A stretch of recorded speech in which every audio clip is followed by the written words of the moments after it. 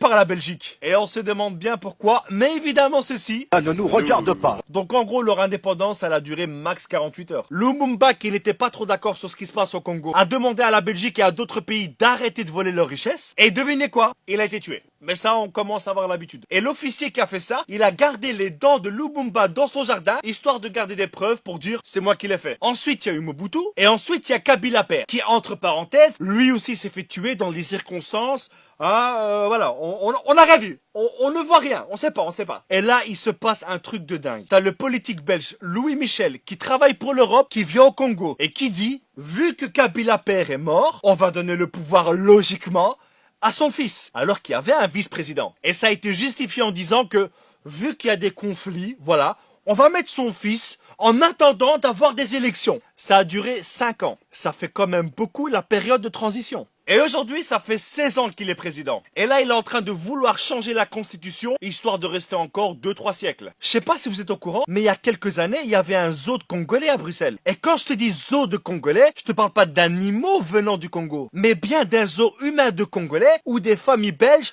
venaient toucher les petits cheveux crépus des petites filles congolaises. Ah, comme c'est mignon! Aujourd'hui, un élément qui fout bien la merde au Congo, c'est le coltan. C'est juste un élément indispensable dans nos smartphones. Ça empêche à notre smartphone de trop chauffer et ça lui empêche d'effacer toutes nos données lorsqu'il s'éteint. Tu comprends maintenant à quel point ce truc est super important. Et pourquoi c'est aussi grave? Eh bien tout simplement parce que ce sont des femmes enceintes, des enfants, des hommes qui sont payés 2 € par jour pour extraire ce précieux minerai. Et il y a des millions de personnes qui meurent à cause de ça. Et tous les fabricants de smartphones, d'ordinateurs, de tablettes utilisent le coltan congolais. Et ce coltan qui pourrait faire vivre tout le Congo est sorti illégalement vers le Rwanda qui le réenterre pour qu'ils puissent dire on est les premiers producteurs de coltan au monde.